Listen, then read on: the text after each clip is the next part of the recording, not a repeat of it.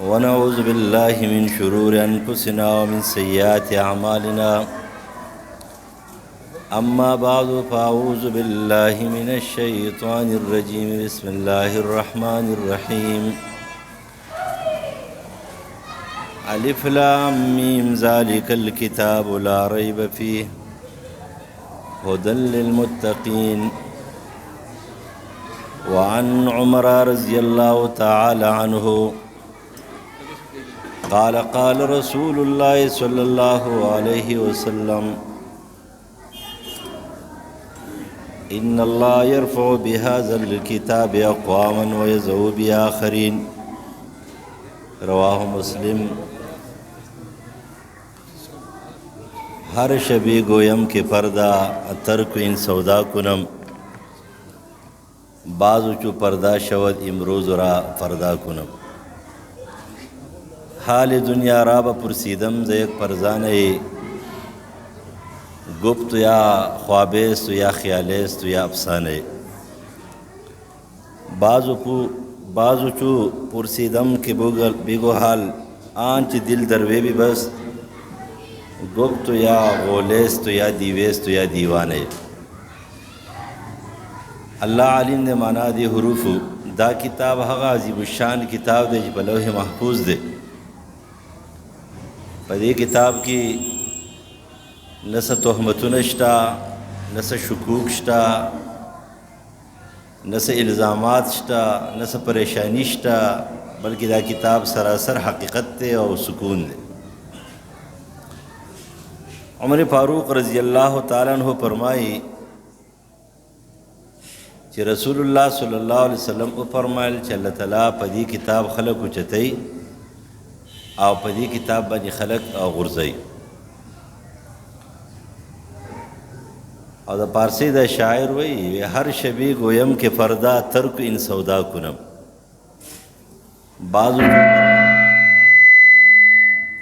بعضو چو پردا شود امروز را پردا کنم. وی ہر شپوی ما چی سبا لبا غلط کار نکو او چی کل سباشی نو بیاویم چی بیگا لبا غلط کار نکو او سبا و بیگا شی ختم شو انسان پا کزان جوڑ لکی. و بیامی تپوسو کو دیو خیار سڑینا می تپوسو کو چیرے دنیا دا حال لتا بیان کر یا دنیا ستا ہوئی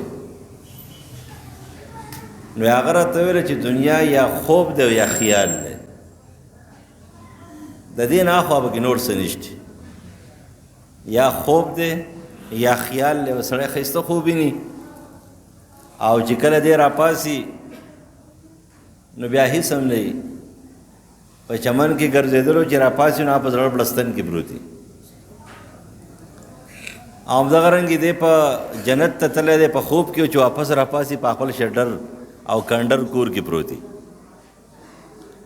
علماء دی بیا تا پوستو کو چیرہ دا خلق پر دنیا پسی را زلو ولی تڑیو دا اور پسی سلے دی چی دنیا دا خیال دا افسان دا خوب دے نو دا خلق پسی دا دومر منڈی ویو دا زلے پسی تڑلے دے نو آگا ورطلے یار ما تا پخپلم پتا نشتر ہے چی دا خلق پر دنیا پسی ولی اور پسی دی یا ټول لیونی دی یا ټول پاگلان دی بس یو غوبل لے ټول خلق روان دی پا دین پویگی چی زولی روانی اما. لہذا اصل خبرم دارا چرا اورو خبری ڈیری خیستی خبری اورو خو دا عمل حد درجے کمی دے او تش پا افسانو کی او سڑے بیمار نو کلا کلا دا سی پروگرامی لکه دا علماء پروگرامی دا خوراک پروگرامی نو یار سوال پرهیز شروع که منن خیر دے نو پا دے پرهیز شروع کولو کی سڑی تا ٹٹے کشی است ختم شی او دے پرهیز ونه کی. نن سبا مونږ ټول هم پته سی یو طریقه باندې روان یو په پرهیز کی ټایم او مهلت ورکو چې سبا نه پرهیز شروع کوم د بل سبا نه پرهیز شروع کوم د لا بل سبا نه پرهیز شروع کوم او بس مرګ راورسیږي پرهیز ونه کوم. پرهیز ډېر ګران کار دی.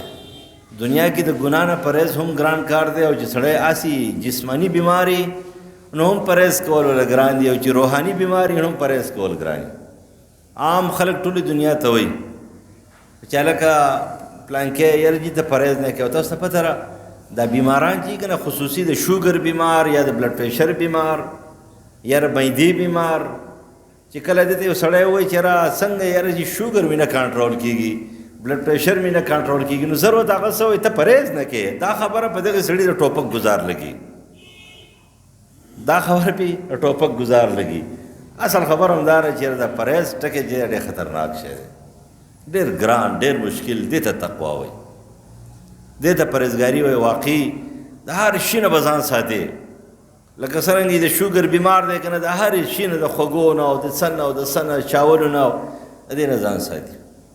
دې وجه باندې چې کله عمر فاروق رضی الله تعالی عنه د ابی ابن کعب رضی الله عنه تپوس کړی، حافظ ابن کثیر په دې خپل تفسیر کې هم د دې ټکي لاندې هدى للمتقین د تقوا لاندې لیکي چې کله هغه ورته ویل چېرې دا پرهیزګاري څه ته وایي. لکه موږ پرهیزګارۍ دپاره یو مصنوعیت تیار کړی دی که نه، ظاهري ډانچه جوړول د اسلام مطابق وي. ګیره به پرېږدي ښه مزداره، دا د اسلام حکم دی. پیسې به د پړکو نه اوچتې ساتي، دا د اسلام حکم دی. که فرض که په اسلام باندې ټولو خلکو په ظاهر کې عمل کولی نو چاته به دا پته نه لګېدله چې دی پرهیزګار دی دی غیر پرهیزګار دی. دا د پرهیزګار او د غیر پرهیزګار تمیز چې خلک کوي نو دا دې وجې نه کوي چې هغه یو په اسلامي ډانچه باندې ظاهري ځان برابر کړی دی، اندرونې الله ته معلوم دی پرهیزګار دی او که نه دی. خو ښه سړی دی ځکه چې ظاهري ډانچې د اسلام مطابق جوړه کړې ده. ګیره پرېښې ده او د بېګیري نه ښه دی. پیسې د پړکو نه اوچتې ساتي، د هغې سړي نه غوره دی چې هغه پیسې په ځمکه باندې راکاږي. مونځ کوي جو دی غوره دی او بېلمازه غوره نه دی.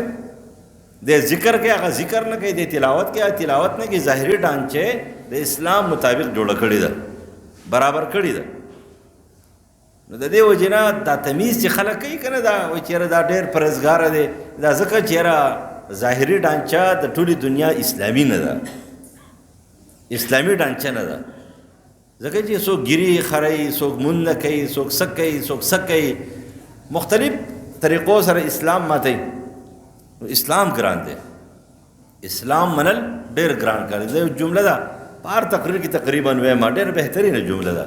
زه یو پیر صاحب سره خطر یم، پیر صاحب که نه زموږ بلا زموږ خپل پیران دي، زموږ دا پیر صاحب دی، داسې زموږ بلا پیران دي. استاد هم پیري، ملګری چې ښایي هغه هم پیري که نه. پیر دغې ته وایي سړي ته سمې خبرې ښایي. نو هغه پیر صاحب سره زه په ګاډۍ کې راته ودرولو، ګاډۍ ته ور وختلمه نو ډېرې ښایستې ښایستې خبرې کولې، مرۍ یې غاړې ته اچولې وې او داسې تسبیح اچولې وې، ځان یې ډېر ښایسته برابر کړی و، د عطرو دندړې تې ختلې، داسې خوشبويي. او بیا راته وویل چې یاره زه پلانکي بابا له ځم او دلته د هغې خیال ساتم او د هغې خیال ساتم او د هغې خیال ساتم. دا خبرې جوړ کړم. ماشاءالله د دې خبرې نه خو دا معلومه شوه چې یاره ژوندی چې کومه دی د مړي نه زیات تکړه دی، ژوندی د مړي نه زیات تکړه دی. وایي څنګه؟ نو ما ورته په خپله ویل چې زه د هغې بابا خیال ساتم، د هغې بابا خیال ساتم، د هغې بابا خیال ساتم. مطلب دا دی چې دا مړي مونږ ته محتاج دي، مونږ مړو ته محتاج نه یو. ځکه ستا دا خبره وکړه ته څه غواړې خو نه که نه. سړی غلی شو. خبرې کولې ما ورته چې ګاډي ته یې راخېجولی ما، ځکه چې اوس که ترخه خبره کوم د ګاډي نه مې کوزئ. خو خبره دا ده چې زه تا ته ښه سړی راته ښکارې. یو جمله درته ښیمه، د پیرانو پیر چې کومه دی دا جمله ویلې، د پیرانو پیر. او د پیرانو پیر دا جمله زه تا ته په پارسۍ کې یادوم او بیا دې په پویه کوم. دا یاده کړه، څوک هم چې سره میلاویږي دا ورته وایه، ډېر لوی ثواب به دې کېږي. ما ته ویل چې جی بس صحیح ده ووایه راته. ما لا خندرویزه بابا په خپل کتاب تذکرة الابرار والاشرار کې یو ښایسته جمله لیکلې ده چې پیر شدن کاری آسان است، مسلمان شدن کاری ګران است. پیر جوړېدل ډېر آسان کار دی، مسلمان جوړېدل ډېر ګران کار دی. مال اوس پوه شوې که نه؟ ویلا بلکل پوه شم. مال ظاهري ډانچه برابر کړه، ښایسته ګیره پرېږده، مزدار ځان برابر کړه، اوس پیر شوې. زمان پیر یې او د بل هم پیر او د بل پیر. خو چې اوس ته مسلمان یې او که نه مال مسلمان پېژنې، مسلمان دې ته وایي دا جایز دی او دا ناجایز دی. کم خلک د جایز او ناجایز په منځ کې تمیز کوي، د حرام او د حلالو په منځ کې تمیز کوي، د کره او د کوټه په منځ کې تمیز کوي، د خلقو حقوق پېژني او حق شانتي او هغه خپل حق ورکوي. زه راننوتم زموږ دی مولانا صاحب شیخ صاحب زموږ دی ورور یوه خبره وکړه که نه چې د هر چا خپل یو خپل انګلیش کې د تاسو کیټګري وایي، د هر چا خپل یو حیثیت دی، یو مرتبه ده، یو قدر دی. هغه قدر نه چې کله ته اوچتې نقصان وکې. لکه مولوی صاحب نو اوس امام ابو حنیفه رحمه الله جوړې نو نقصان دی وکړو، او که د امام ابو حنیفه رحمه الله نه ته عبدالله بن مسعود نه جوړې نو نقصان دی وکړو، او که د عبدالله بن مسعود رضی الله عنه ته پیغمبر جوړې نو نقصان دی وکړو، که د پیغمبر نه ته الله جوړې صفتونو کې نقصان دی ورکړو. دا هر چا خپل یو مرتبه ده. کله چې دې په هغې مرتبه کې بس د هغه قدر په خپل ځای برقراري، او چې د هغې مرتبې نه وباسې نو قدر به ختمیږي، ته هغه بې قدره کې. لکه اوس فرض کا یو جاهل دی او هغه ته وایي شیخ القرآن والحدیث، دا کله کله سټیج سیکرټریان هم چې دي نو دوی لږ مبالغه کوي که نه. زه اکثر وایم چې هلکه سټیج سیکرټریان خیر ځینې خوښوي، خو لیکن بعضې پکې داسې چې دوی پر زبان چې څه دی په زړه کې نه وي. کله چې د بل نظریې دغه له چې لاړ شي که نه بلې نظریې والا مسلک په اعتبار سره تر هغه پروګرام نه لاړ شي ستا به کې تقریر، نو هغه خپل شیخ ته خپل استاذ ته خو خبره کوي، خو لیکن چې کله تا ته کوي که نه نو هغه د زړه نه کوي، هغه د ژبې نه کوي. نو زه کله کله پسې خاندم زه ستان هم چې کوم دی عبدالله ابن ابی جوړ شو، نبی علیه السلام چې کله هجرت وکړو نو اولنی سټیج سیکرټري چې کوم دی علامه سهیلي وایي چې دا څوک دی، دا عبدالله ابن ابی و. نبی علیه السلام مبارک وایي دا الله په موږ ډېر رحم کړی دی چې د مکې نه هجرت وکړو دلته راغی او چې پته ولګېدل په زړه کې هغه شانتي نه وه، په زړه کې هغه خبره نه وه. نو ما ورته چې مسلماني ګران کار دی، مسلماني دا ګران کار دی، او د مسلمانۍ دپاره دا جایز او ناجایز چې کوم دی دا ډېر اهم خبره ده. ګاونډي درنه څومره خوشحاله دی او څومره درنه خفه دی، مور و پلار درنه څومره خوشحاله دي او څومره درنه خفه دي، حقوق څومره پوره کې، په کومې انداز باندې ژوند تېرې. د چا خبره چې ښه ده هغه در باندې بده لګي، او چې چا خبره بده ده هغه در باندې ښه لګي، دا څنګه مسلماني ده؟ دی ته خو مسلماني نه وي که ته هر څومره غټ سړی کورکوټه سړی، خو دا مسلماني نه ده. تاسو ته پته ده کم کره مسلمانان چې معیاري مسلمانان د نبی علیہ السلام اولنی شاگردان صحابه رضی الله عنه اجمعین دي. هغه صحابه معیاري مسلمانانو. اوس د هغې معیاري مسلمانانو زه بار بار دا وایم درې خبرې وې په هغوی کې، دا درې خبرې چې په انسان کې نه وي دی مسلمان سم نشي جوړېدلی. نمبر 1 خبره په هغوی کې دا وه چې زړونه یې پاک وو. زړونه مالم پکار یې خپل زړه پاک کړم، د بل ټیک خبرې ته ټیک ووایم. ګوره چې ټیک خبره ده که نه هغه ټیکي، او چې غلطه خبره ده هغه غلط. صحیح بخاري حدیث دی د ابو هریره رضی الله عنه نه نبی علیہ السلام د کجورو ډیري ته ودرولې د زکات، وایي د دې چوکیداري کوه. نو یو غل راغی زر زر بوجۍ ډکوي د کجورو نه، ابو هریره رضی الله عنه ګرفتار کو، ډېر فریاد یې ورته وکړو، جړا یې ورته وکړه، اهل عیال دي، کمزوري دي، وږي دي، تږي دي، کاته خرابه ده، بس پرېښودلو. سارو ته نبی علیہ السلام فرمایي چې بیګا دي دا خپل غل سره څه ګړي دي. اول د الله رسول ویل بس ډېر فریاد یې وکړو چې اهل عیال مې ډېر وږي تږي دي، بس پرې مې ښودله. وایي بیا به م راځي، دی خو دې بیا راشي. او چې بلې شپې له راغی بیا یې ګرفتار کړو، ابو جړه کړې وه، او ورته ویل چې بیا ورته جړا فریاد وکړو، بیا یې پرېښودلو. نبی علیہ السلام ته فرمایله بیګا یې د خپل غل سره څه کړي دي. وایي د الله رسول ډېر فریاد یې او جړا یې وکړه، پرې مې ښودلو. وایي بلې شپې له بیا راځي، بلې شپې له راغی ګرفتار یې کړو. او چې کله ګرفتار کړو نو ورته وویله چې نن خو دې پرېږدم نه، او نبي علیه السلام ته دې حواله کومه، هره شپه راځي بانې کې او ځان نه خلاصي او بیا راځي.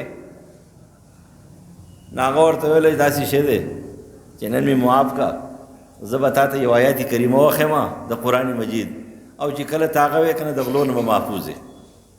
ویل ښه، وایي ته راته وښیه. نو هغه ورته آیت الکرسي، قرآن مجید کې ټول نه عظیم آیات آیت الکرسي ورته وښودله. سار چې نبی علیہ السلام سره بیا مکالمه را لاودې د الله رسول بیګا یې ما ته یو آیات ښودلی دی. نبی علیہ السلام ورته وفرمایل ستاسو ته 3 شپې چې چا بحث کولو، دا خبرې کولې، مکالمې کول، تا پېژندو دا څوک و؟ او یا رسول الله نه مې پېژنم، خو یو غل و نو. او دا شیطان و، ډېر دروغجن دی، کذوبن، ډېر سخت دروغجن دی، خو تا ته ټیک خبره کړې ده. د دې نه څو خبرې فهم چې تاسو ته پته یوه خبره خدا فهم شوه چې شیطان ټیک خبره کړې ده، نبي علیه السلام ورته وایي چې دروغجن دی او خبره ټیک کړله. خو دویمه خبره یو بله خبره هم فهم شوه په یو آیت باندې غل پرېښودو، په یو آیت باندې غل پرېښودلو چې استاد ستا ته غونډ قرآن مجید وایي، د غونډ قرآن مجید تفسیر درته وکړي، د هغې ترجمه درته وکړي او ته نه معاف کړې، نو ته بیا د شیطان ابلیس نه بدتر شوې. په یو آیات کریمه باندې هغه څوک هغه معاف کو، غلی معاف کو. لیکن تا ته څوک سبق وایي، استاد ډېر اوچت قدر دی. ګوره دا خبره یاد ساتي، دا اسلام ښیي، دا قرآن ښیي. د استاد قدر، که بعضې خبرې داسې دي چې هغه د چا نه څوک اخیستی نه شي. ته کمال ته ورسېږې، ته اسمان ته ورسېږې، یو د مور و پلار نوم نشي اخیستی، مور و پلار نه ته نشي اوچتېدی، ته به تې لاندې یې. یو استاد، د استاد نه به ته لاندې یې. زموږ استاد محترم شیخ محمد عنایت الرحمن مرحوم، مونږ یو ځل دوره تفسیر کې ناست وو، یو شډل بډل غوندې سړی راننوتلو، خړ غوندې څادری و، او شیخ صاحب تفسیر کولو دارالحدیث کې. داسې دروازې ته یې وکتله، بیا یې ښکته وکتله، خپل تفسیر یې شروع کړو، بیا یې داسې وکتله، په درېیم ځل چې وکتله بس تفسیر هغه ځای باندې سټاپ شو، سیده پسې ورغی، غاړې وله ورکړو، سړی راوستلو. مونږ ویل چې هلکه دا راسو دومره نبي دومره چې دی شیخ صاحب پسې لاړو، د دومره قدر یې وکړو، خو دا به ډېر غټ سړی څوک پی. چای وله راوړو، روژې ته دا څو ورځې پاتې وي، 5-6 ورځې پاتې وي. چای وڅکو، شیخ صاحب سه پخپله بهر ته راوتلو او ګاډي ته یې وخېجو، پیسې وله ورکړې. چې راغی ما ورته ویل چې دا څوک و چې دا دومره قدر دې وکړل؟ دا زما استاد محترم دی. څه یې ویلو؟ ورکوټه مونږ رساله دستور المبتدی، ما دې دا کتاب ویلی دستور المبتدی. زما خیال چې غونډ کتاب چې کوم دی لږ ورکوټه لیکي نو په 2 صفحو کې راځي، او چې غټ غټ لیکي نو 12-14 صفحو کې به راشي. ورکوټه رساله ده، وایي چې ما دې دا ورکوټه رساله ویلې ده. دا استاد قدر و، د استاد قدر څوک نشي اخیستی. او بیا د هغه مشهوره واقعه ده، هغه مشهوره واقعه د هغه دا ده چې یو ځل خیالي مې ویله، خو دا په حقانیه سیدو شریف کې و. زموږ بعضې ملګرو په رسالو کې څه لیکلي دي، نو هغه وایي چې شیخ صاحب د جامع حقانیه اکوړه خټک نه راغلی. اکوړه خټک کې تدریس نه دی کړی، هغه په اکوړه خټک کې جامعه ورته وایي، په جامعه کې کړی دی. یو حقانیه ده، یو جامعه ده. تاسو چې کله په دې روډ باندې ځئ، جامعه چې کوم دی د حقانیه چې ښکته دی اټک طرف ته ځئ، نو هلته یو غټه مدرسه ده، شړه مدرسه ده، او وچ یو کجوره پکې ولاړه ده. اوس بیا وچ یا به شنه پته نه لګي، خو یو کجوره په منځ کې ولاړه ده. هغې ته جامعه وایي، هغه د باچا ګل صاحب مدرسه وه، الله دې وبخي، غټه مدرسه وه. په هغه وخت کې چې حقانیه کې به 1000 کسانو، پای کې به 800 کسانو. خو بس هغه بیا لاړه پاتې شوه، بس مسلې پکې رالې څه او وفات شو. هغه پای کې مدرس و، بیا د شیرګل ته راغلی و. د هغې نه مخکې هغه په سیدو شریف کې مدرس و، او 6 میاشتې تدریس یې کړی دی، یا کال یې پوره کړی نه دی، جامع حقانیه سیدو شریف. نو د هغې نه لاړو مارتوم بابا ته په خیالي کې یو ټکی او خیالي یو ګران کتاب دی، او هغه کتاب کې یو ځای کې شیخ صاحب طالب دې دوکه کولی شو، خو دوکه کوو مې نه. مارتوم بابا ته لاړم، خان بهادر مارتوم کې ډېر عظیم بالفعل په دې فنونو کې، په دې کتابونو کې ماهر مولوي صاحب و، لوی بابا و. نو چې لاړم، نو پاک عادت و چې به شاګرد ته نه پاسېدو، یو شاګردان یې ډېر و، کمزوری هم و. نو بس چې څوک به راغی نو سلام به وکړو، په خیر به ورسره وکړو، او نور د دنیا نه مې ځان خبرو، داسې ملا نه و. لکه مونږ خو وایي چې ښه ملا دا دی چې هغه نه په چا کې کار لري، نه به کې د چا کاري. نو هغه سړي ورته ویلو چې هلکه بلا چې کوم دی محراب ته نه راځي، او ملا د محراب نه بهر ته نه وځي. نه داسې ملا نه. تاسو ته پته ده چې ملا به داسې لکه عبدالله بن مبارک، سفیان ثوری رحمه الله، داسې ملا په کار دی چې په هر څه کې کار. عبدالله بن مبارک په هر څه کې کار و، په هر څه کې. چې یو ښځه طواف کوي که نه، دا خبر هم کوي زما خالص به دې چېرته امتحان نه دی راغلی، دا خبر هم کوي. او چې فضیل ابن عیاض نفلونه کوي، او په مسجد حرام کې بندګي کوي، او نفلونه کوي، او ذکرونه تلاوتونه کوي، او دې جنګېږي، نو هغې نه پسې هم خط رالیږي د تردوس ته. او ورته یا عابد الحرمین لو ابصرتنا لعلمت انک فی العبادة تلهب. اے د حرمینو عبادت گزاره، په عبادت پروټوږي کې دې ته ویل کېږي څه شی؟ دې ته مولا وایي. غیرتی به وي، جرار به وي، په هر څه کې بیکاري. دا کار غلط دی، دا کار ټیک دی، دې کې بیکاري. چې دا به کې نه خبره خرابه شوه چې اوس مولانا صاحب دې نه خبر نه دی، په هر څه کې کاري که نو هغه ځان خبرولو، اخبار به یې کتو، د دنیا نه به ځان خبرو. دنیا کې څه کېږي، کومه ګناه ده، کومه ګناه کېږي، دې نه به ځان خبرو. نو اخبار یې کتو، زه ورغلم، ما سلام وکړو، ما ته وویله وعلیکم السلام، په خیر وکړو. ما جي عنایت الرحمن یم. و داسې بره راته وکتله، نو بیا خو راپاڅېدو، خو ما به کښېنم. څنګه راغلی؟ وایي ما ورته ویله چې دې خیالي کې نښتی یم. دا استاد چې که نه ډېر کمزوری شي، که نه ډېر کمزوری شي، خو یو ګور ورسره وي.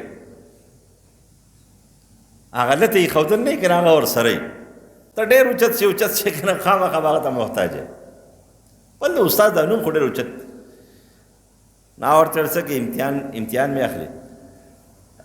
اول چې نه جي نښتی یم، پوهېږم پرې نه.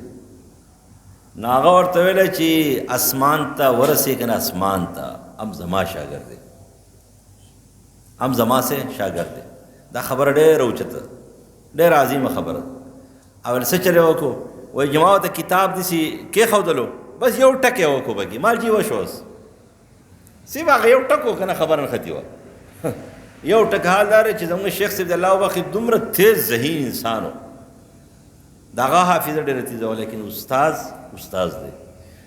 نو شیطان چې کومه دی نو هغه به ورځې نه ته یو آیات ښودلی دی او غل بوجۍ مې ورکړه ورته ایزا، او ما تا چې کومه دی نو د هغه نه قرآن وایو، غونډ قرآن تی وایو. د دې وجې نن سبا چې زموږ په دې علم کې یا زموږ په دې کارونو کې برکات نشته دی، که نه نو زموږ کې آداب نشته دی. ادب ډېر اوچت شی دی. د قرآن ادب به کې قرآن به ځان درکوي، د استاد ادب به درکې سبق به در پسې نښلي، د مور و پلار ادب به درکې نو برکت به راباندې راځي، آدابونه به نه وځي. دا قرآن او سنت سړي ته آداب ښیي. ځکه مولانا مثنوي کې مولانا رومي نقل کوي چې از خدا جویم توفیق ادب، بے ادب محروم گشت از فضل رب. د الله نه غواړم چې با ادبه انسان جوړ شم. بے ادب سړی همیشه د الله د فضل نه محرومي. چې عبدالله ابن عباس نو ادب کړو که نه، ادب او خدمت. د ادب او د خدمت سره چې کله محنت شي که نه بیا دې کمال شي. عبدالله ابن عباس ته ترجمان القرآن جوړ شو، د قرآن ماهر ترین شخصیت ته جوړ شو. بیا به صحابه ویل چې یاره دا څومره ماهر دی، دا مهارت ور کم طرف راغی. ور دا مهارت بیا الله تعالی په دې انسان پسې بر ناقن خلی. لکه اوس بعضې خلک هغه دا صفتونه پوره کړي، دا علم دپاره روحانیت پکاري. روحانیت چې په چا کې نه وي نو علم سرسري به ورسره وي، لیکن د هغه سره جوور علم نه وي، جوور علم نه وي. روحانیت پکار دی. روحانیت دپاره عقیده به هم ټیک وي، او عمل به هم ټیک وي، او اخلاق به هم ټیک وي، او کردار به هم ټیک وي، سیرت به هم ټیک وي، صورت به هم ټیک وي. بیا به تا پسې د علم نښلي، بیا به ته د دنیا اوچت انسان یې. امام بخاري رحمه الله څومره عظیم سړی دی چې تاسو ته پته ده، انتهایی د ادب نه ډک. زما د اندازې مطابق امام بخاري چې څومره باادبه دی، دومره انسان ما بل څوک نه دی لیدلی، دومره علم چې دا د چا سره ورسره وي پته نه لګي چې هغه به میزایل په کور باندې پټ کړي او که نه توپونه به پټ کړي. دومره علم د هغه سره ورسره و چې نن یو شی دی هغه راپاڅي واپس وایي چې یاره محمد اسماعیل په خپل کتاب کې ویلي چې محمد اسماعیل زموږ یو شاګرد دی، زموږ مدرس دی. ما لکه تا ویلي محمد اسماعیل خو مال دا دی نو نو ما دا دې خبره شو. یو زما اسلامیات کې یو ځل وایوا وه په پېښور کې، یو پروفیسر و شیخ صاحب چاته مناظره کړې موږ لانجه جوړه کړې. نو هغه زما سره به مناظره کې په وایوا کې ډېر زیات چیړ شروع کړو، ډېر چیړ شروع شو. پای کې زما خپل صفت راځي نو هغه نه کوم، ډېر چیړ شروع کړو. نو پروفیسران ورته ویلې دا ته څه کې یاره، ته پیل کې او که ته هر څه کې نو ته د هغه سره نیمه ګنټه وشوه او نور چا نه تپوسونه نه کوې او بس هغه او حال دا چې ته پټ کړی. نو ورته ویل دا د دې سړي شاګرد دی چې هغه هار نه منو. نو دې ځکه هار نه منو. ما کوم شي استاد وایي درګۍ کې دی، ما څه نوم یې دی عنایت الرحمن. ما لا او ټیک ته شته. ویل ولې ما د نهر په دې غاړه باندې یو کسبګر دی، هغه نوم عنایت الرحمن دی. د نیر په دې غاړه باندې یو کسبګر اوس پات شوی دی، خلق را یخته جوړول که نه. ما لاواد یو کسبګر دی، هغه نوم عنایت الرحمن دی. ما زما استاد نه دی. ستا استاد نه دی؟ مال نه که مال زما د استاد نوم ته واوره په دواړو غوږونه کلاو کا، تا صحیح نه دی اورېدلی. وایي څنګه؟ ما د هغه نوم دی جامع المعقولات والمنقولات، شیخ القرآن والحدیث حضرت مولانا محمد عنایت الرحمن. اوس یې زده کړو مال دا یې نوم دی. بس سړي وار پر خطا شو. ما ته زما سره سور بالپین دی، شین دی، ما سور شین تور خړ هر څه ستا هغه پلار ما نشي پیل کولی. ما ته به ما څه پیل کوې نه ما نه سبق نه استادي کوم او نه پې بل څه لیکچر لیکو. بعد ماشومانو ته ما طالبانو ته والي باتا وایم ته به شوې ما دا نه کوم، خو زه امتحان دی ورکوم. نو خبره هم دا چې د استاد ډېر ذهین و، هغه ډېر تیز و، لیکن د استاد مخې ته څه ورته وایي چې اسمان ته زما شاګرد دی. خبر هم دا ادب احترام دا چې بچا کېږي نو دا سړی کامیاب نه. امام بخاري څومره باادبه و، تاسو په خپله سوچ وکئ چې هغه کتاب لیکلی د علما شیخان ناست دي، دوی ته پته را چې هلکه یو سړی دومره علم ورسره یي که نه، په خپل کتاب کې قال بعض الناس وایي یاره چا ویلي دي، یعنې داسې نه وایي ده ویلي دي، داسې نه وایي ده ویلي دي. صحابت کتاب دغه وګوره، هغه دا نه دی ویلي چې امام ابو حنیفه رحمه الله غلطه خبره کړې ده، هغه دا نه دی ویلي چې امام مالک غلطه خبره کړې ده، هغه دا نه دی ویلي چې امام شافعي غلطه خبره کړې ده. دا خبره هغه نه ده کړې. څه وایي؟ قال بعض الناس، قال بعض الناس د قیامت ته ورځې پورې زم یم تم یې بلم دی بلم دی، کله به د هغه رایي کله به د هغه بل دغه یي، خو لیکن دا یې نه دی ویلي. دا ولې؟ دا باادبه خلکو. دا ادب څوک ښیي ورته؟ دا قرآن او سنت ښیي. قرآن او سنت، قرآن او سنت سره چې ډېر تعلق یې رچا باادبه خلک یي.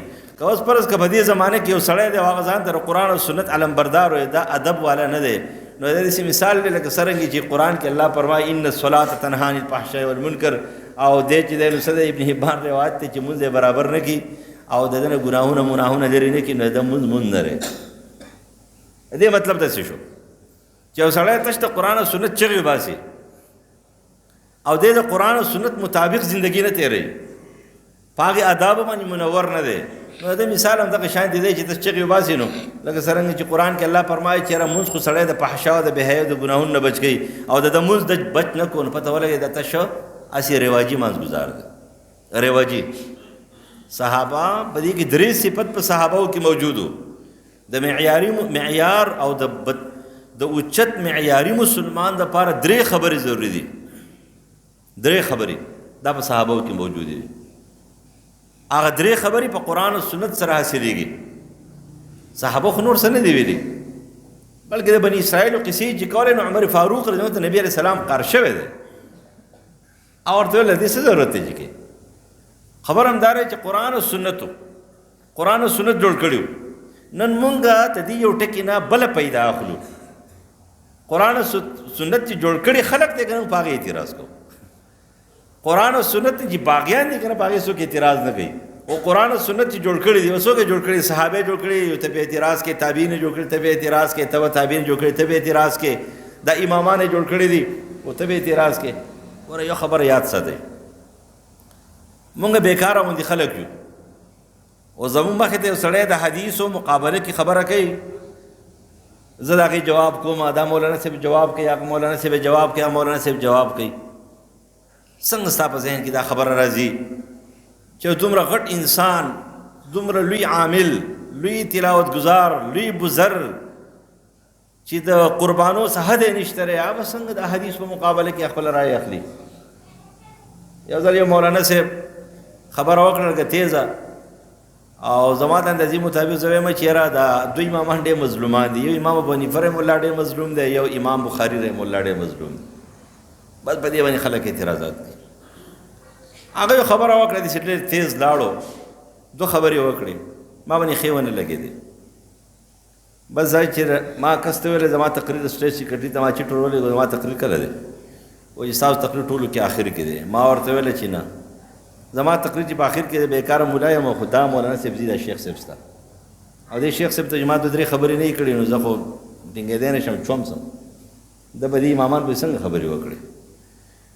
ما ته ویل چې زه تا ته موافق غواړم. ما نه، معافي ضروري ده 10 منټه خبرې کوم خو مخکې کوم بیا دا خلک ځي مال خلک ما ته نه کیني دې راغلي دي بزرګان راغلي دي مال هم وایي څوک سکه مشړل بټر خلک یو دا خو چې کم خلک د کوپر پتوی لګي خلک هغې له راځي او ته اعلان وکړي سبا چې کوم دی نو هغه پلانکې راځي پلانکې مفتی صاحب راځي چې د کوپر بمبار کوي ته ګورې چې دا ټوله دنیا ډکه کوي که نه دا خلک له راځي که نه راځي دا خلک راځي دی ځکه چې شیطاني ذهن والا ولا راځي اصلاح والا خلکو له څوک راځي کم خلک چې اصلاح راولي هغه جوړ راولي هغې سره چا نه لګي نو ما ورته ویل چې دا به ځي د خوشي خبره وکړه 2 خبرې غلطې وکړې یو دا څومره علما چې ناست دي ټولو ته چې جاهلان وویله زه یې نه پېژندم په نوم یې پېژندم په شکل یې نه پېژندم او دویمه خبره دا ده چې ده خو دومره لوی د امامانو توهین وکړو نو بس هغه ټیک ته ځه نو پروګرام هم د هغوی و ځکه خو هغه دا زور لګولی و چې یاره شیخ مې خفه نه شي که ما یاره تاسو به منئ یا نه خپل صفت نه کوم خطبه مې ونه ویله سمه پاسې مال اعوذ بالله من الشیطان الرجیم بسم الله الرحمن الرحیم او بس یو آیات مې وایو یو حدیث او بیا یو دی ورته چې مال مولانا صاحب زما خبره استاد جي ما ته استاد جي وایو شیخ مې کټ کو مال استاد جي زما خبره واوره یو خبره دا غلطه وکړه چې تا دا کم حدیث ذکر کو چې الله تعالی منافق له توفیق نه ورکړي توبه نو تا دا وویل چې دا حدیث چې کوم دی نو دا ما نه د خپلو استادانو نه اورېدلی دی او نه ما د علماو نه اورېدلی دی او نه په دې څوک پوهېږي نو ما تا خو صرف د یو کتاب حواله ورکړه زه ته 8 کتابونه حوالې در کوم لږ ځان سره ولیکه او مال دا حدیث چې د کوم کتاب نه راغستی شوی دی په هغې باندې لیکل الباني کړی دي نو هغه د امام ضحاک کتاب دی کتاب السنه او د هغې په اولني جلد کې لیکلی دی 11 نمبر حدیث دی او مال الباني په دې بحث کړی نو ما ورته وایي چې ګوره داسې خبره چرته مه کوه داسې وایي چې یاره دا ډېر عجیبه غوندې حدیث دی یاد یې کړي داسې مه وایه دا زما نه تکړه دی دا زما نه تکړه دی په دې محفل کې به ستا نه غټ غټ خلک ناستي زه به بېکاره یم بل به بېکاره یم خو لیکن ستا نه به غټ یم بس سړی خو پوه شو چې دا خو خبره خو زما نوم یې خو واخېستو که نه او دویمه خبره یې دا ورکړه صرف یو مثال در کومه بیا زه خیر دی مال امام ابو یوسف رحم الله علامه عینی عمدة القاری کې نقل کوي او دا خبره مال د اهل حدیثو کتابونو کې مشته مرعات هم نقل کړې دا قصه چې امام ابو یوسف د هارون رشید سره ناست دی چیف جسټس دی قاضي قضات دی او مال بحث شروع شو چې نبی علیه السلام څه شیزونه خوښو د رسول الله د خوښې ذکر شروع شو چې یاره شه دی خوښو دا یې خوښو دا یې خوښو په دې بحث روان دی نو هغه ویله چې یاره سپین کدو دوبا دا یې ډېر زیات خوښو او انس ابن مالک رضی الله عنه وفرمایل چې یاره د نبي علیه السلام سره زه تللی وم په کاسه کې چاپېر هغه سپین کدو خوړو خو غوښه یې نه خوړله د هغې نه پس ما د سپین کدو سره ډېره سخته مینه ده نو مال یو کس ناست دی هغه وویله چې زما سپین کدو ډېر بدي شي ما زه تاله مثال در کوم دا سپین کدو زما بدي شي دا کدو چې کوم دی عقیده ده که دا مونځ دی که دا روژه ده که دا زکات ده خوراک شی دی که نه یا تیب دی خو د خوراک سره تعلق لري یو سړی کدو خوري بل ټیپر خوري بل لوګان خوري د چا ټیپر نه دی خو چا کدو نه دی خو چا بل څه شی نه دی خو د چا بل څه شی خوښ دی دا خو ځان نه خبره ده خو مال امام ابو یوسف هغه سړي ته وویل زما سره طاقت شي چې پانسي دي کومه چې پانسي دي کوم زه د پیغمبر خبره کوم ما دا نه زما کدو خوښ دی ستا خوښ دی که بدې شي داسې مه وایه ته جواب څنګه کې د پیغمبر د خبرې بس غلی کښېنه خو ما ته بېایمانه ښکاري بېایمانه چې ته پیغمبر د خوښې په مقابله کې خپل هغه د زړه خبره کوي زما بدي شي نو ته ما ته بېایمانه ښکارې ما ستا نه تپوس کومه چې یو سړی په کدو باندې سړی چې کله بېایمانه کوي نو هغه سړي ته د عقیدې او د عمل حدیث ته پیغمبر پیش شي نو مال هغه به څنګه مخالفت کوي څنګه انکار به کوي ما زما د عقل دا نه مني دا خبرې غلطې دي د دې وجې اصل خبره دا چې دومره غټ علم د امام بخاري سره ورسره و خو لیکن باادبه و بېادبه نه و د آداب دایرې نه وتلو دا صحابه چې دومره کمال ته رسېدلي وو د آداب یې زده کړي وو د چا نه د قرآن او سنت نه د دې وجې 3 خبرې ما تاسو ته ویلې دا د عبدالله بن مسعود رضی الله عنه د هغه تقریر دی خپلو شاګردانو ته یې کړی دی مشکات کې دی دا د هغه تقریر دی نو په هغه تقریر کې خپلو شاګردانو ته ویلو چې که چېرته تاسو به چا پسې ورپسې کېږئ نو هغه صحابه دي په هغې ورپسې شي من کان مستنا فلیستن بمن قد مات فإن الحي لا تؤمن عليه الفتنه اولئک اصحاب محمد صلی الله علیه وسلم نو په هغې تقریر کې ورته څه وایي چې هغه دا دومره ښه خلک ولي وو دا دومره ښه خلک ولي وو؟ 3 صفتونه وبږي. ته ښه سړی جوړېدی شې 3 صفتونه ځان کې راوله. زه ښه سړی جوړېدی شم ځان کې 3 صفتونه راولم. دا ښه سړی جوړېدی شي ځان کې 3 صفتونه راولي. اولنی صفت دا ډېر ګران دی. اولنی ښه صفت یې سو ابرها قلوبا، زړونه یې پاک زړونه. زړه پاکول ډېر ګران کار دی.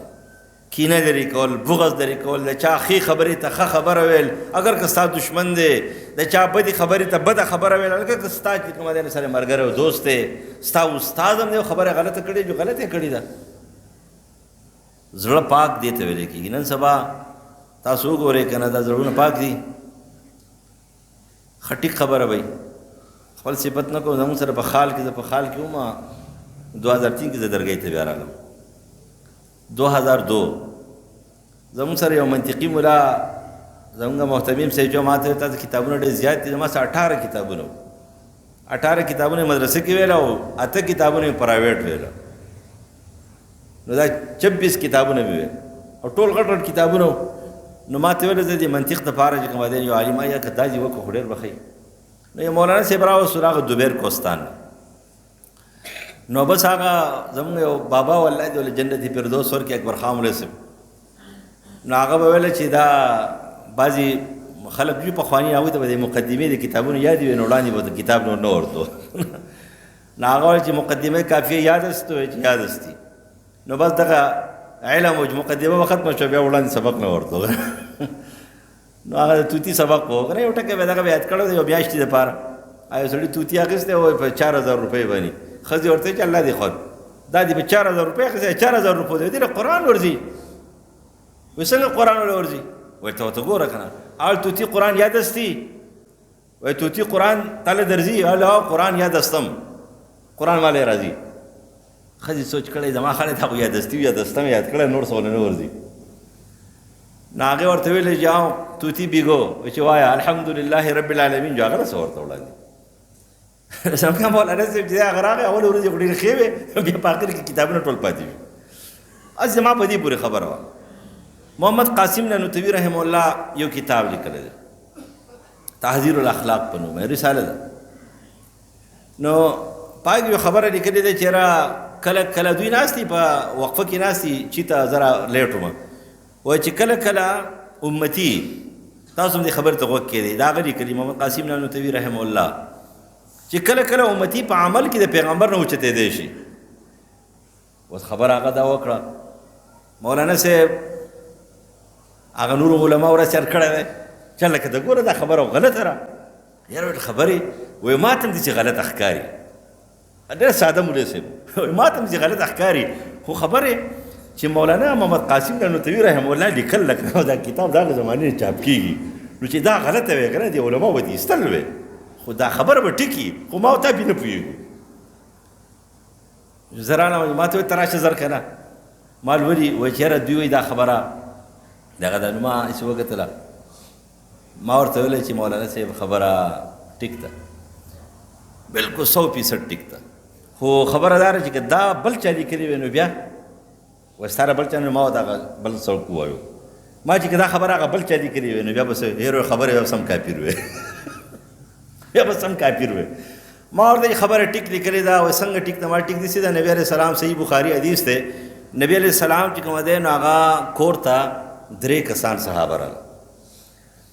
د بیبیانو نه نبي علیه السلام د خفیه اعمالو تپوس وکړو. مال فرایض خو څوک زیات نه شي کولی که نو 4 رکعته فرض دي، د ماسخوتنې 4 رکعته به کېږي که نه. ویل چې ما سنت مؤکد چې څومره دي هغه به کېږي که نه، ویتر چې څنګه دي خو هغه به شانتي کېږي که نه. ویل چې نو مال د اعمال زیاتېږي او کمیږي، دا به ذکر به مستحباتو کې زیاتېږي. ویل چې مال هغوی تپوس وکړو چې رسول الله څه اعمال کوي د شپې، انفرادي اعمال مستحبات.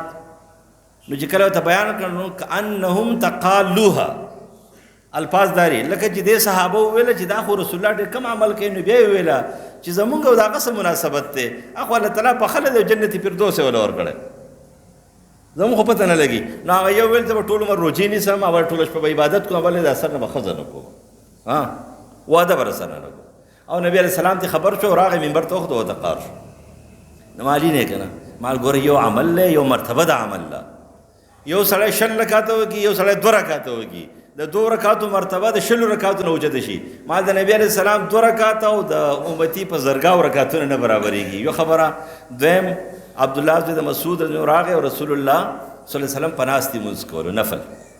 نبی علیه السلام ته فرمایله چې عبدالله بن مسعود یا رسول الله تاسو وایئ چې په ناستې به سړی نفل کوي نیم ثواب ته ملاویږي چې ستاسو دپاره دی. نو مال عمل د ولاړې هغه زیات دی او ثواب د ناستې هغه زیات شو.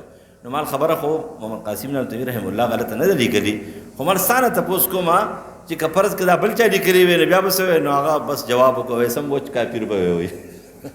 اوس پوه شئ خبره که نه، خبره همداره ټیک خبره ټیک ته او غلطه غلطه را. دا چې د هر چا زړه پاکول ډېر ګران کار دی. د صحابو زړونه پاکو، زړونه سو دا بالکل پاکو. دویم نمبر جوهر علم ورسره. او جوهر علم پیژنئ؟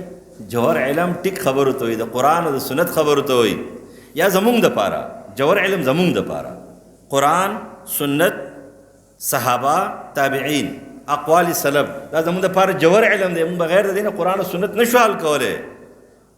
دا خو د دې زمانې غټه فتنه را چې د قرآن او د سنت نه اقوال صحابه او تابعین کټ کوي، نو سنت ختموي. د سنت د کم بلډینګ چې دا ختموي. د صحابه توهین، د صحابه د اقوالو نه انکار کول، دا د سنت په بلډینګ غورځول او د سنت بلډینګ ختمول قرآن مجید چې کوم دی تش د تلاوت کتاب پاتې کول دي. چېرې دې نه بیا ته عمل نه اخلي، نه به دې عقیده اخلي، نه به دې قانون اخلي. بیا به اقیموا الصلاة، نو اقیموا الصلاة به دې یو شان دي لمونځ کوي، دی به بل شان دي لمونځ کوي، دی به بل شان دي لمونځ کوي. څوک به تش دعا وکړه، څوک به ودرېږه. دا به اوس که اقیموا الصلاة ته کتاب الصلاة د بخاري او ترمذي او مسلم او نسائی ابن ماجه او غیره ولاړ شي، نو کتاب الصلاة به زده کوي. دا خبره بیا ساتي. بعضې خلک وایي چې د قرآن تفسیر خو ډېر کم شوی دی، ډېر کم. یو د قرآن تفسیر دی، د قرآن د مضمون تعویل دی. تعویل معنی دا ده چې د اقیموا الصلاة په خارج کې څه طریقه کار دی د کولو. نه به ته چې هلته راغې په سورت مائده کې چې اذا قمتم الی الصلاة فاغسلوا، نو کتاب الطهارت وضو ته لاړ شي. اقیموا الصلاة، نو کتاب الصلاة ته راشي. آتوا الزکاة، نو کتاب الزکات ته لاړ شي. کتب علیکم الصیام، نو کتاب الصیام ته لاړ شي. کتب علیکم القتال، نو کتاب الجهاد ته لاړ شي. وما آتاکم الرسول فخذوه، نو لاړ شي کتاب السیرت ته. دا ټول چې کوم دی په دې لګېدلی، دا ټول احادیث چې کوم دی د قرآن تفسیر او تعویل دی. هغه چې کومه لږ غوندې الفاظو په باره کې رسول الله سویلي دا ځان له خبره ده. نو دوار جوهر علم ورسره او جوهر علم به ساتو به ټیک خلک یو. قرآن، سنت، صحابه او اقوال، تابعین او اقوال، د هغوی زندګي بیا په دې لار باندې موږ روان یو. یو سړی ځان ته چې کوم دی کټاس حنفي وایي، امام صاحب نه پېژني، دی به څه زندګي تېروي. امام صاحب معاملات وګوره، د معاملات تلاوت یې وګوره، عبادت یې وګوره، ذکر اذکار یې وګوره که نه، صفایي پاک دمني وګوره که نه، جرأت یې وګوره چې منصور بادشاه مخې ته څه وایي، څنګه ولاړ دی. خرڅېدو نه خویدو نه خرڅېدو.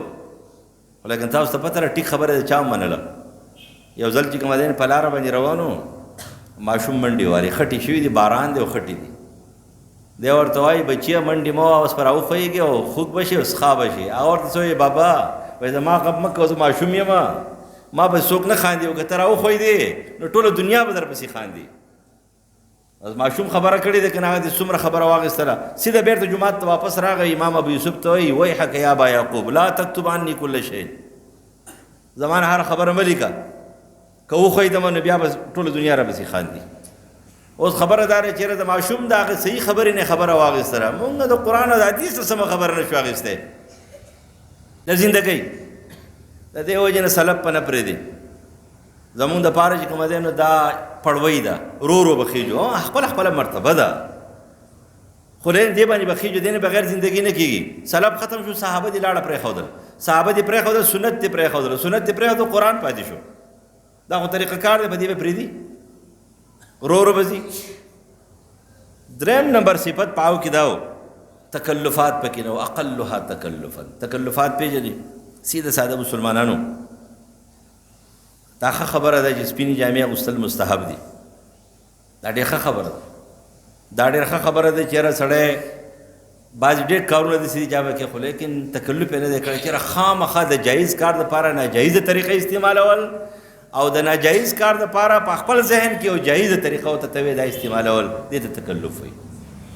یو شی تا ته نه میلاویږي په جایزه طریقه باندې تر هغې لپاره ناجایزه طریقه دی ټکي کې ځان ښه پویه کوي. نن سبا خلک چې کوم دی په پوسټونو باندې په دې کارونو باندې رشوتونه ورکوي، وایي زما حق دی، وایي دا خپل حق دپاره ناجایزه طریقه استعمالول دا غلطه ده. تر دې اولې ورځې نه دغه شو رشوت خور شوې، رشوت دې ورکو، رشوت په اخلي د اولې ورځې نه. د دې وجې نه د جایز کار دپاره ناجایزې طریقې به نه استعمالېده. په صحابو کې دا طریقه وه، تکلفات پکې نه و. आवाज़ सीधा सादा मुसलमानों. अब्दुल्ला इब्न अब्बास फरमाए रज़ी अल्लाह अन्हु, तिरमिज़ी हदीस थे, रसूलुल्लाह फरमाए कुल मा शिअता वल्बस मा शिअता वला तकुन फी खसलतान अलमखिलत वल इसराफ. सच खुरे आगा खुरा, सच आउंदे आगा आउंदा, खो ځان د تکبر نه او د اسراف نه. تکبر څه ته ویل کېږي؟ د حق خلاف، د جایز خلاف، د قرآن خلاف، د قانون خلاف یو کار ته کې دقیق تکبر وي. او اسراف څه ته ویل کېږي؟ په حرامو کې خرچ کول، په حرامو کې بربادول، دې ته ویل کېږي. د دې نه به ځان ساتي. دا بې تکلفه خلک، دا بې تکلفه خلک هرې قربانۍ ته تیار وو. دا د قرآن او حدیث جوړ کړي وو.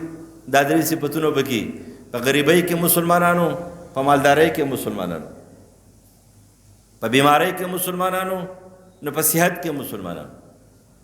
چې کله دوی سره حکومت نه و لا مسلمانانو، او چې کله اختیارات سره لا مسلمان دی ته مسلمان وایي.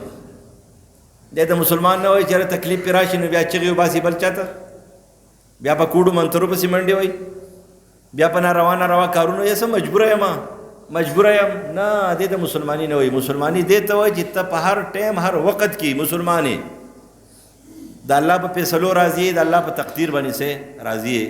دا درې صفتونه چې کوم دي نو په سو په صحابو کې وو صحیح مسلمانانو.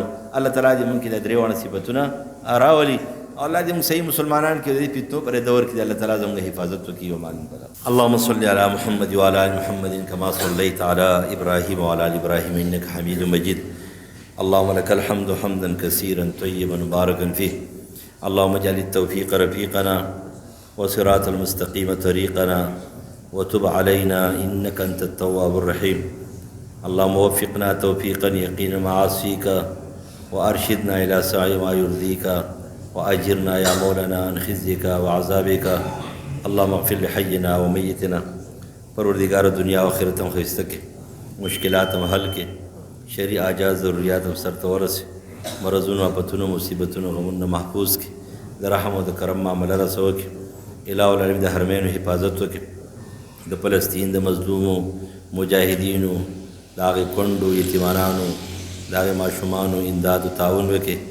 پروردګاره د غیب و غیبانه امداد و تعاون او غلبه ول ورکړې. پروردګاره هغه یهود د هغوی همنوا ملګري ښکاره او پټ الہ العالمین نیس و نابود و تباه و برباد کړې. پروردګاره زموږ د دې وطن حفاظت وکړې، زموږ د دې وطن د مسایل او پریشانیان یې ختم کړې. الہ العالمین موږ له یو عادل وطن دوست، اسلام دوست، په اسلام خفه کېدونکي، د الله نه یېرېدونکي، په دې عوامو په دې وطن او په دې خاوره خفه کېدونکي بادشاه راکړي. الہ العالمین ته موږ معاف کړي. یا الله زموږ استادان وبخښې، زموږ شیخان وبخښې، زموږ مور و پلار وبخښې، زموږ رشته دارانو متعلقین او دوستان وبخښې. پروردګاره چمګاونه علاقو په دې ناستو خلقو کې څوک بیماران دي، جسمانی روحانی بیماران دي، شفای کامله عاجله نصیب کړي. څوک قرضدار دي، قرض النجات نصیب کړي. د چا څه شرعي اعجاز ضروریات یې سرته ورسوي. څوک بې اولاد دي، نیکان صالحان اولاد ول ورکړي. چا نارینه اولاد نشته، نیکان صالحان نارینه اولاد ول ورکړي. د دې فتنو پر دور کې زموږ د عقایدو، زموږ د اعمالو، زموږ د مشرانو، د کشرانو، د رانیرو زنانو، زموږ د کورونو ته محافظ و ناصر شي. چا په کورونو کې مسایل دي، پریشانیان دي، اختلافات دي، پروردګاره دغه اختلافات یې ختم کړي. زموږ د کورونو دغه پریشانیان وباسي. زموږ کورونه د شرک او د کفر، د بدعات، رسوماتو، د رسمونو رواجونو تورې تیرې وباسي. د قرآن او د سنت رڼاګانې پکې داخلي کړي. الہ العالمین دا کومه درس چې دلته وشو، د ترجمې، د ناظرې، د حفظ، کوم شیخانو استادانو ورته وکړو، د هغوی په علم عمر کې برکت واچي. کوم ماشومانو چې وکړو توفیق ول ورکړه، د وړاندې علم، د وړاندې مرتبې چې وروسته علم حاصل کړي، په دې باندې عمل وکړي، او د دې ثواب د هغوی مور پلار او رشته دارانو چمګاونه علاقه مونږ ټولو ته رانصیب کړي. الہ العالمین دا مدرسه کامیابه کړي. پروردګاره دا مدرسه کامیابه کړي. څوک هم تعاون کوي، پروردګاره ته ورسره تعاون وکړي. قبر د عذاب، جهنم د عذاب نه بچ کړي. جنت فردوس هم نصیب کړي. د رحم او د کرم معامله رسو کړي. الہ العالمین د سپکو بې عزته بیمارو نه بچ کړي.